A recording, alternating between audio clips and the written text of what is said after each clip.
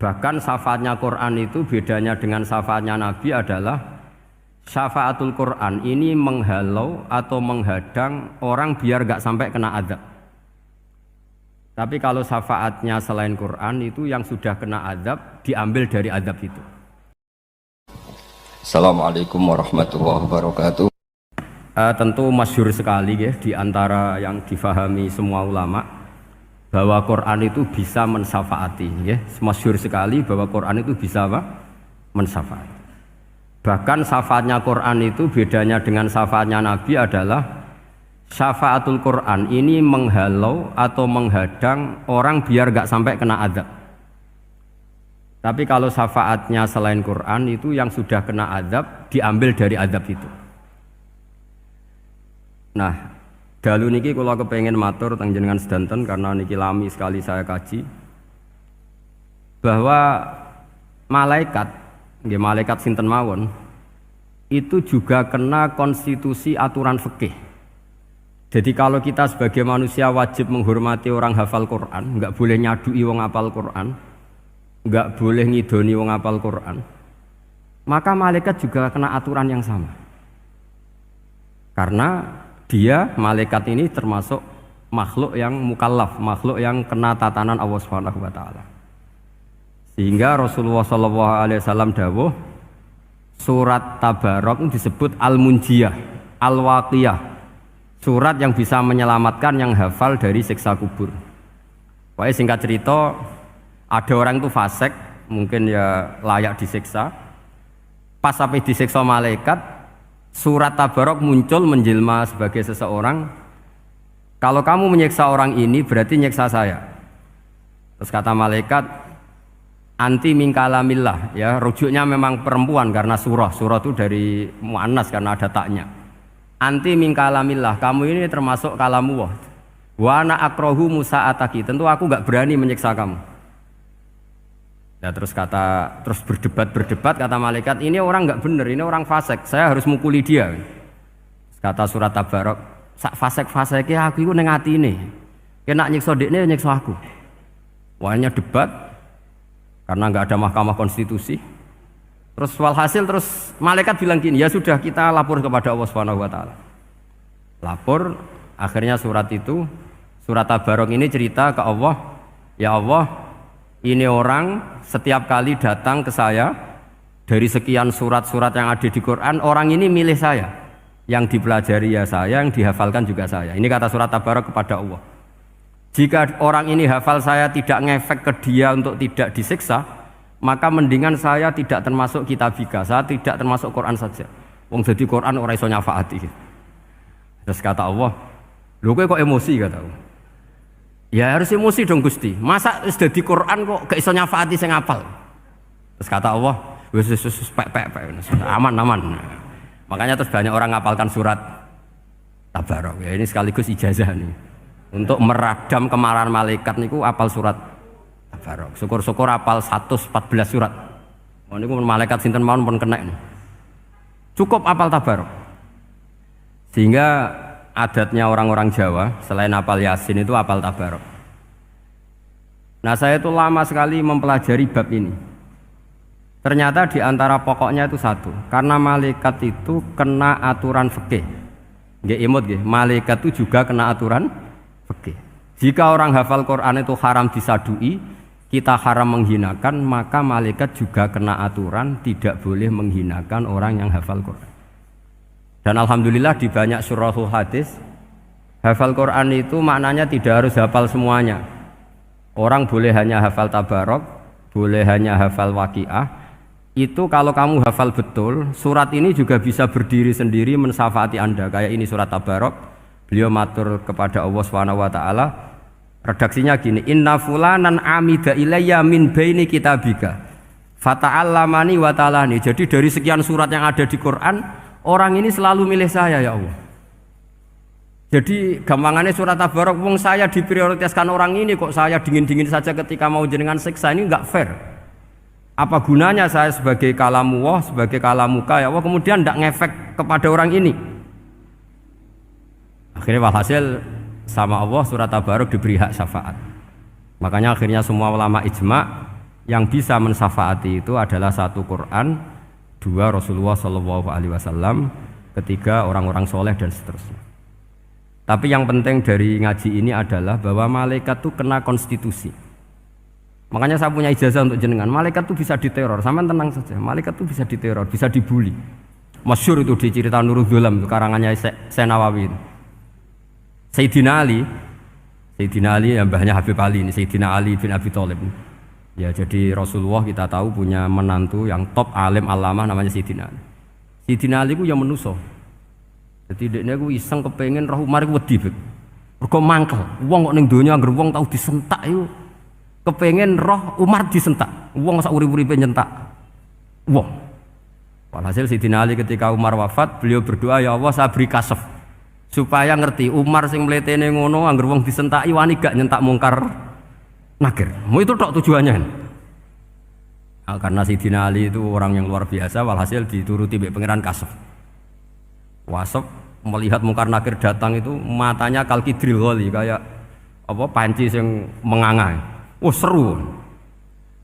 Umar baru bangun dari kubur. Sayyidina Ali sebenarnya ingin melihat kalahnya Umar sebetulnya, niatnya itu ingin melihat kalahnya Umar. Ternyata Umar tersinggung, langsung berdiri. Hei malaikat, kamu itu harus punya akhlak. Kamu tahu saya siapa? Saya ini temannya kekasihnya Allah. Yang diandalkan temannya bukan dia. Jadi bolehlah neror malaikat itu boleh. Kamu tahu saya ini siapa? Saya ini temannya kekasihnya Tuhan, kekasihnya Allah. Ya ke sapa? Kancane Nabi Muhammad. Itu panik mungkar nakir. Panik terus matur Allah, ya Allah ini ada orang yang saya teror malah saya diteror. Siapa dia? Umar, temannya kekasihmu. Kata Allah, yo kowe iku yo sing di akhlak sithik, mosok ambek kancane Nabi gitu. Semenjak itu terus sopan jawab mungkar nakir. Tapi Sayyidina Ali gagal ngelihat Umar kalah. Padahal cita-citanya kepengin Umar sekali-kali kalah. Jadi ada sekian cara untuk apa kalau dibahasakan untuk meredam malaikat. Masyhur ada ulama alim alamah pekerjaannya mengajar tauhid. Ngajar tauhid lah, mungkin tauhid primbon sampai tauhid apa. Ketika meninggal sama malaikat masih ditanya marbuka manabuka dan seterusnya. Imam Malik datang, "Hei malaikat, ini guru tauhid, saurip-uripe mulang tauhid. Kowe ora tau mulang kok takok sing tukang mulang. Sing sing sopan." Ya sudah enggak usah tanya. Jadi cerita seperti ini mungkin orang lain boleh nggak percaya, tapi itu mudawwan, dibukukan di beberapa kitab, dan saya percaya itu karena secara umum kaidahnya adalah ala inna auliya Allahi la khaufun alaihim wa lahum yahzan. Tetap lahumul busyra fil hayatid dunya fil akhirah. Artinya kalau wali itu ngalami ketakutan ketemu mungkar nakir, berarti dia tidak punya busyra fil akhirah. Padahal para wali ini dijamin punya busyra, mendapatkan gembira di dunia, juga mendapatkan gembira di akhirat. Artinya kalau para wali ngalami ditanya mungkar nakir terus takut, apa mana mbok bayangno kepuyah-puyah, wah itu lahumul busyra. Jadi ini, makanya zaman nanti kalau ditanya mungkar nakir, marbuka, saya guru tauhid. Ngajar di Qudsiyah kelas 6. Wah, harus jelas. Saya kalau ditanya juga gitu, saya guru Minhajul Abidin, ngajar di Habib Ali gitu. Minhajul Thalibin, harus jelas. Kalau Pak Najib lebih gampang, ketua menoro. Lebih gampang lagi. Enggak apa-apa. Kalau karena malaikat itu ternyata mukallaf. Mukallaf itu kena aturan hukum. Enggak boleh dia selonang-selonong. Kena aturan hukum. Makanya fa inna Allah ta'ala la yu'adzibu qalban wa al-Qur'an. Allah tidak akan menyiksa hati yang ada di Quran. Kalau orang hafal Quran sampai mati, artinya dia membawa Quran. Dan artinya apa? Malaikat kena aturan tidak boleh melecehkan orang yang membawa Al-Quran. Jika surat Tabarak enggak terima, ini orang ini hafal saya. Kalau kamu mukulin dia kena saya. Tapi ini orang fasik. Tapi saya di situ. Kalau mukulin dia kena saya. Akhirnya kompromi terus konsultasi bi Allah. Akhirnya dibenarkan surat Tabarak. Ya, terus ini sudah clear ya, lolos ya, mungkar nakir lolos. Baru kayak surat apa? Tabarak. Mungkin buatan dites malih, nak dites malih ndredeg keliru ribet. Tapi saya percaya itu ya. Saya tidak bisa membayangkan ya.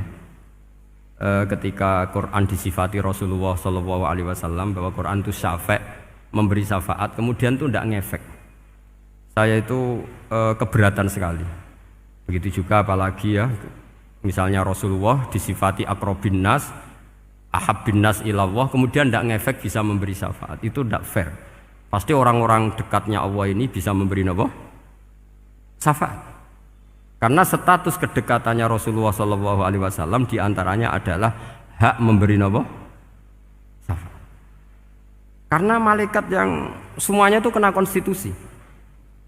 Saya punya kitab syarahnya Bukhari banyak, saya punya itu diantaranya riwayat dari Ahlul Bait, dari Sayyid Ali Zainal Abidin Anil Husain an abihi an Rasulillah sallallahu alaihi wasallam.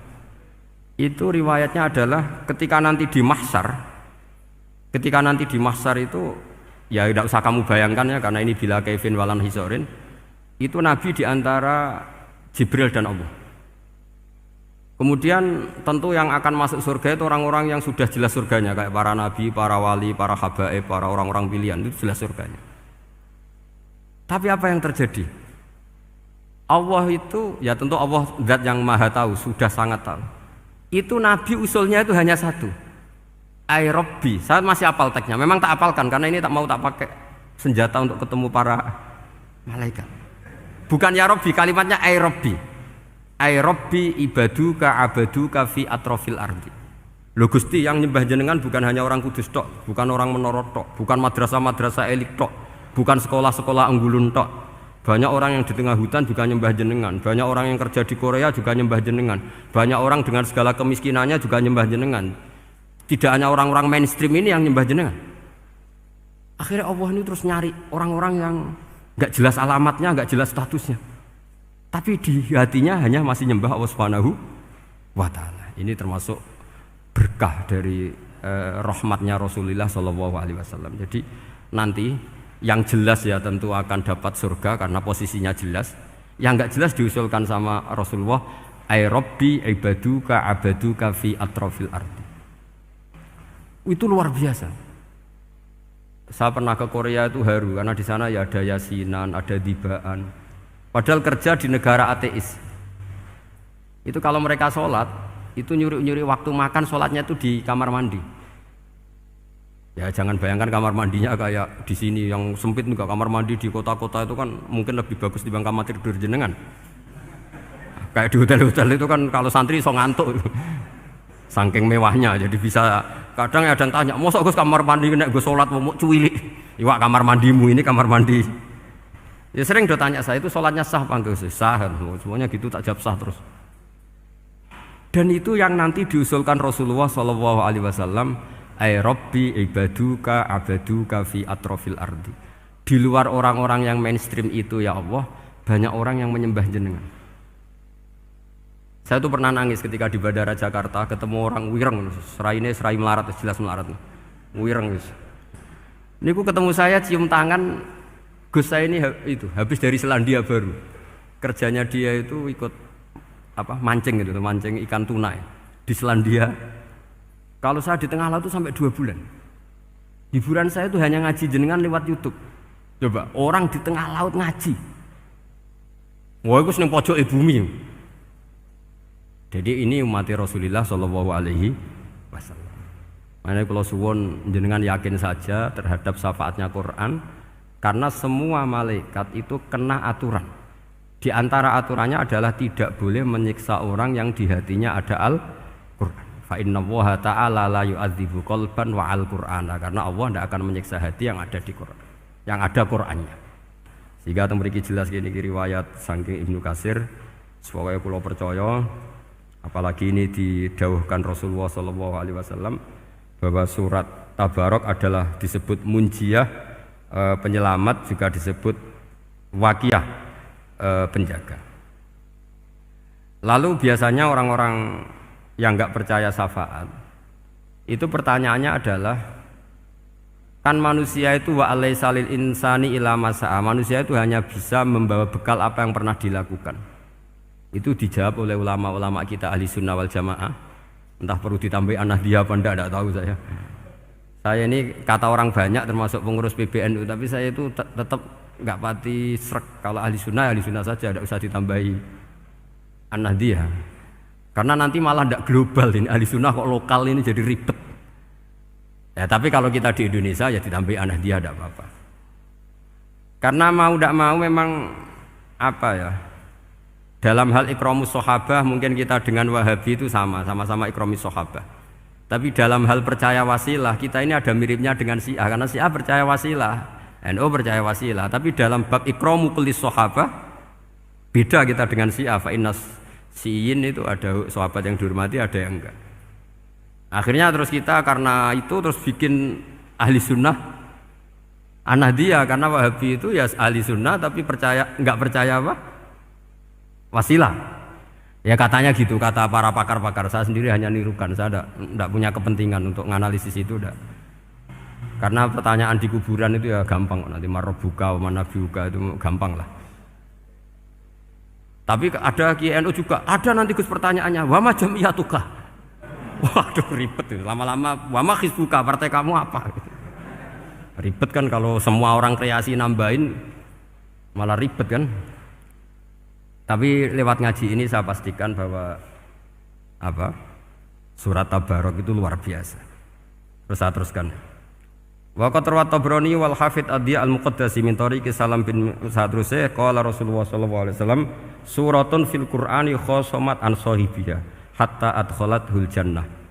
Jadi ada surat di Quran yang mati-matian membela yang hafal sampai surat itu memasukkan orang itu ke surga, yaitu tabarakalladzi biyadihil mulk. Ini yang An Ibni Abbas yang qala daraba ba'du ashabin Nabi sallallahu alaihi wasallam khiba'u ala qabrin wa wala yahsibu annahu qabrun. Fa idzan qabru insanin yaqra'u suratal mulki hatta khatamaha.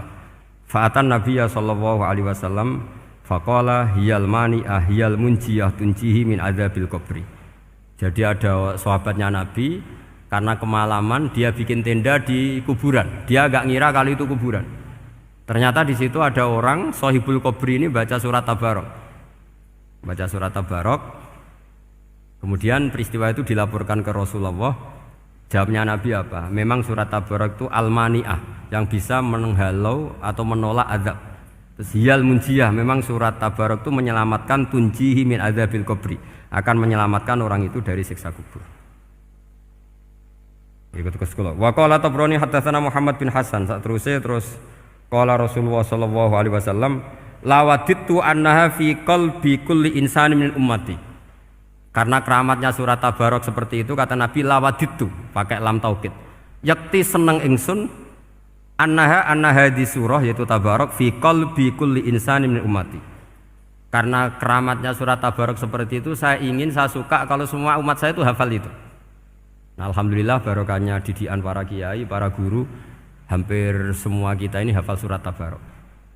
Daripada yang kampanye harus hafal Quran semua, ya sudahlah, ini al-maisur la yasqutubil ma'sur atau ma la yudraku kulluh la yudraku kulluh.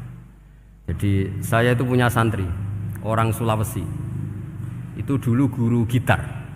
Santri di Jogja, dia dulu sekolah kesenian di Jogja terus jadi guru gitar. Saya ini kan kiai fikih. Saya mazhabnya sama dengan Pak Najib, termasuk ngaramkan gitar saya ini. Mau tak haramkan kok ora gelem ngaji malah ribet, tak halal to gitar kok tak halal. Semeneng ae. Semeneng ae. Saya niru Mbah Mun nek gak ono jawabane semeneng gak. Ya takok kadang, Gus, main gitar hukumnya piye? Kurang pegawean tak jawab. Halal tak haram, Gus? Kurang pegawean sejelas. Halal haram takok ribet. Tapi yang unik dari itu apa? Tiap tahun Beb itu datang ke saya setor surat Tabarok. Kadang ya setor 5 ayat, 20 ayat, sampai khatam. Naik pesawat dari Sulawesi. Gara-gara ngaji saya, sudahlah Gus, sementing aman. Jadi aku ning donya wis main gitar saenakku, nak gak apal Tabarok bahaya gitu. Dia ngapalkan, apal betul. Sekarang kemarin setornya khatam. Ya hanya untuk ngelawan malaikat saja itu, untuk ngelawan malaikat itu. Saya kok tertarik itu. Lah yang repot saya, Beb, saya kiainya ngajarkan itu tapi lupa ngajarkan haramnya yang gitu-gitu. Wah ya ribet ya, sudahlah nanti biar diurusi Allah Subhanahu wa taala. Sudah itu sudah. Karena jadi kiai itu repot.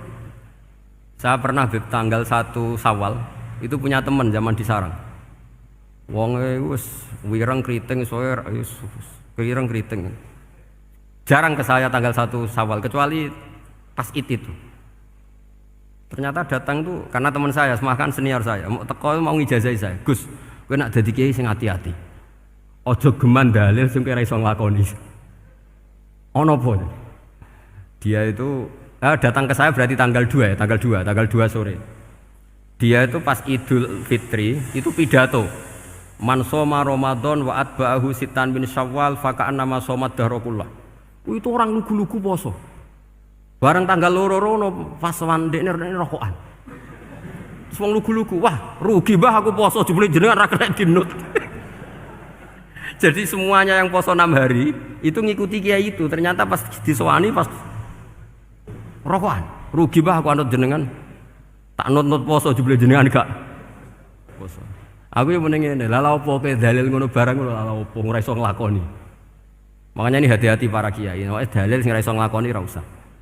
Nak khutbah Id ora usah cerita poso 6 hari, kok malah diciri orang. Ya cerita wae wong nak berposo dosane di sepuro insyaallah, pokoke yang gampang-gampang saja. Nak dolan ning gone wong awan-awan dosa ganggu. Nak ra dolan sombong gak gelem silaturahim. Pokoke ngomong yang umum-umum saja. Jangan dalil poso 6 apa? Hari itu sekali ada yang nganut ternyata kamu ndak bisa, wah itu repot. Ya jadi saya berharap sekali keyakinan guru-guru kita bahwa Al-Quran mensafaati itu kita terima. Kita terima an ilmin wa an bayinatin wa an hujatin. Kita bukan sekedar terima karena itu dawe guru enggak, tapi satu bayinah. Yaitu logikanya adalah malaikat itu mukallaf. Mukallaf itu kena aturan hukum. Jika manusia kena aturan hukum harus menghormati orang hafal Quran, maka malaikat juga kena aturan yang sama. Yaitu harus menghormati yang hafal Quran. Jadi boleh kamu nanti ketemu malaikat mungkar nakir, sertifikat Iqra khatam, qiraati khatam. Syahadah saya hafid terbaik. Ya supaya dia enggak sembarangan nyiksa kita. Wah aku yakin mesti gak wani, yakin. Jajal sebenarnya. Tapi sampean matur, ojo tes tapi. Karena sekali dites bulet tuh. Ya jadi ini jelas ya, dawuh Nabi ketika cerita keramatnya surat Tabarok, dawuh Nabi lawaditu annaha fi qalbi kulli insanin min ummati. Wa qad rawa hadzal hadits Abdu bin Humaid fi musnadihi bi absato min hadza. Faqala ada yang cerita lebih detail di riwayat itu fa innaha al-munjiyah wal mujadilah tujadilu autokhosimu yaumal qiyamah inda rabbiha liqairiha. Nah ini lebih gampang lagi. Surat Tabarok itu mati-matian bela yang baca. Semoga riwayat ini yang benar, bukan li hafidhiha tapi liqairiha. Sampeyan milih riwayat yang hafal apa yang baca? Baca apa hafal? Baca apa hafal? Korupsi kabeh. Jadi ada riwayat itu tujadilu autu khosimu yaumal qiyamah inda rabbiha liqari'iha. Bagi yang baca tidak harus hafal. Watat lubulahu ayun jiahu min adzabin nar wa yunjiya biha utawayan sahibaha min adzabil qabri. Jadi surat ini akan mati-matian bela yang membaca. Tadi kan riwayatnya hafal, jadi saya terjemah hafal terus. Akhir-akhir kok ada diskon cukup baca ya ini tak genti karena ini demi jenengan tak cari riwayat paling gampang. Sebetulnya ini enggak etis, kayak ilmu pesanan.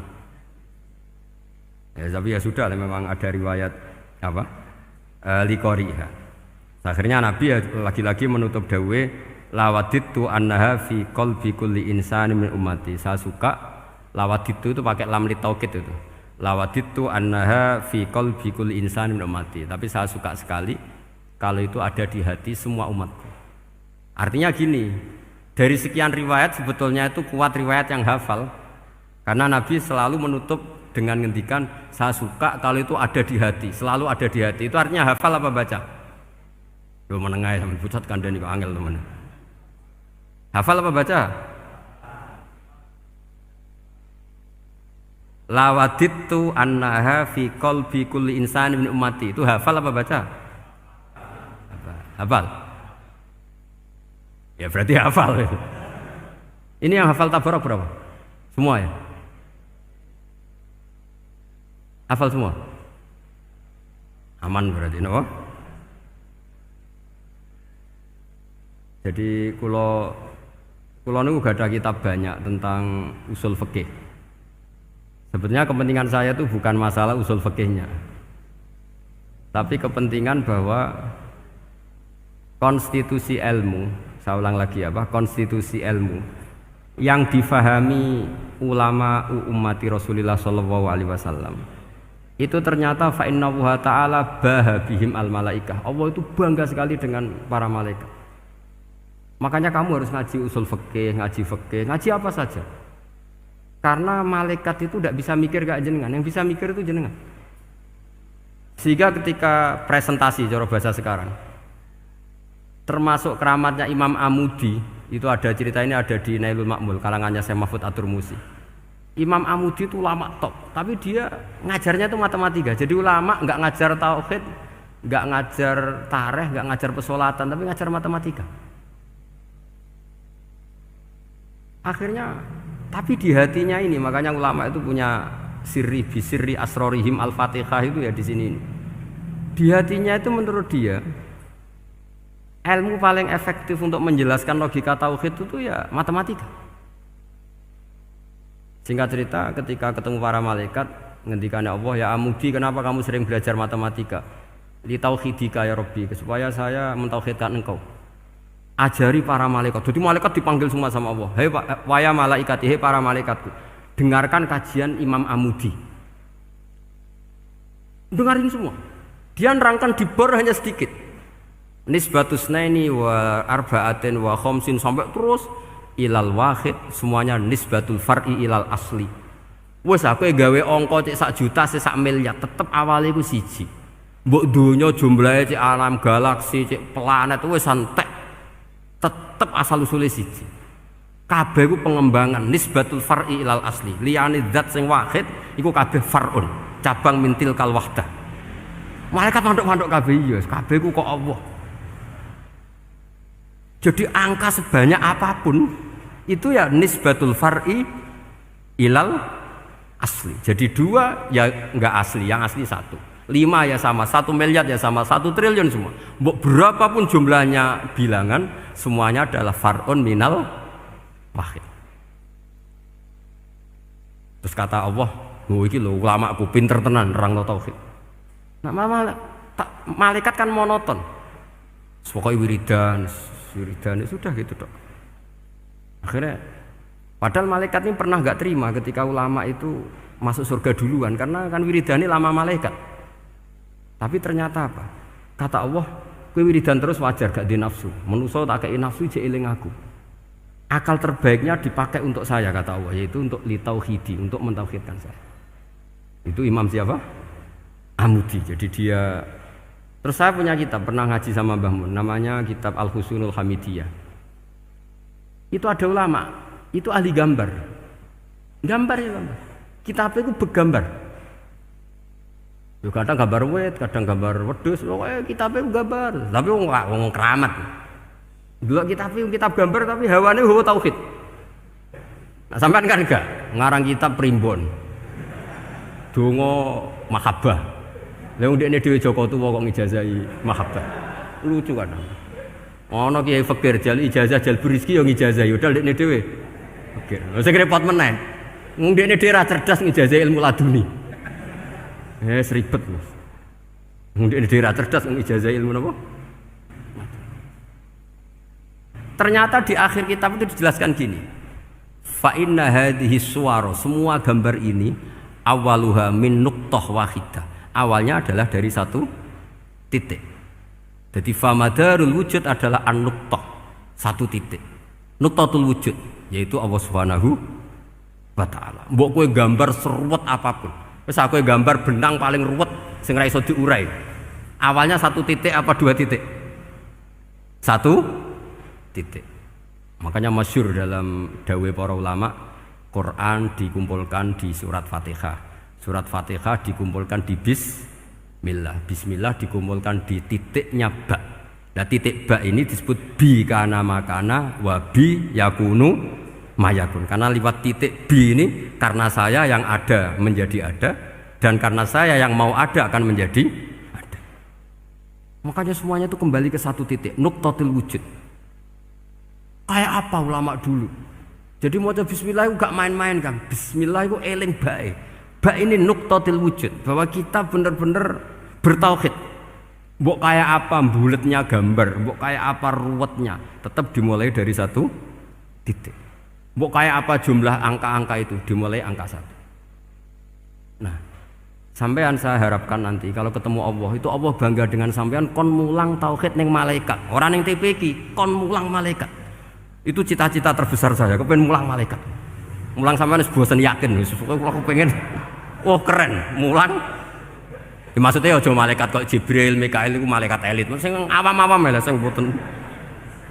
Kalau malaikat ini papan atas niku pun alim banget. Saya kenapa ngomong demikian? Saya ini punya tafsir namanya tafsir Al-Qurtubi. Itu Imam Qurtubi termasuk tak anggap mufassir hebat. Beliau ketika ngendikan wa idz qala rabbuka lil malaikati, sak terus walhasil malaikat itu terus protes ataj'alu fiha may yufsidu fiha wa yasfikud dima. Itu kan ada pertanyaan di tafsir itu.